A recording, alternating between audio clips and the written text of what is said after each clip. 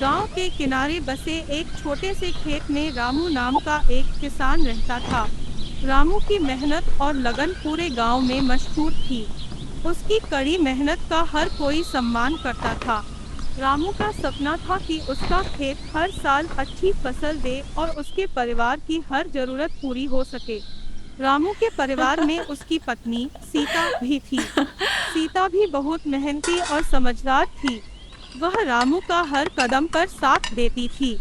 जब रामू खेत में काम करता, सीता घर का सारा काम संभालती और समय समय पर रामू के लिए खाना लेकर खेत में पहुंच जाती।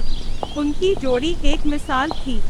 एक दिन रामू ने सीता से कहा, सीता, इस साल हमें अपने खेत में नई फसल लगानी चाहिए। मैंने सुना है कि गेहूं के साथ मक्का भी बोने से फसल अच्छी होती है और मुनाफा भी बढ़ता है। सीता ने मुस्कुराते हुए कहा, हाँ रामू, मैंने भी सुना है, लेकिन इसके लिए हमें और मेहनत करनी पड़ेगी। रामू ने जोश में आकर कहा, मेहनत से हम कभी पीछे नहीं हटेंगे। हमें अपने सपने पूरे करने हैं। और इस तरह दोनों ने नई फसल लगाने की तैयारी शुरू कर दी। रामू सुबह जल्दी उठकर खेत में जाता और देर रात तक काम करता। सीता भी घर के कामों से निपटकर खेत में रामू की मदद करती।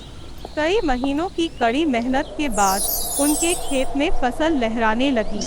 गेहूं की सुनहरी बालियां और मक्का के हरे भरे पौधे देखकर रामू और सीता की मेहनत सफल होती नजर आई। फसल की कटाई के समय रामू ने पूरे गांव को बुलाया और सबको अपने खेत की फसल दिखाकर गर्व महसूस किया। गांव वालों ने भी उनकी मेहनत और लगन की तारीफ की। रामू और सीता की मेहनत ने सिर्फ उनके खेत को ही नहीं, बल्कि उनके सपनों को भी हरा भरा कर दिया था।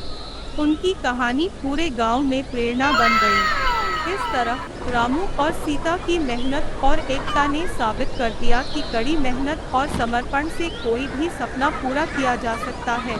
उनका खेत अब हर साल अच्छी फसल देता और रामू और सीता खुशी खुशी अपना जीवन बिताते थे।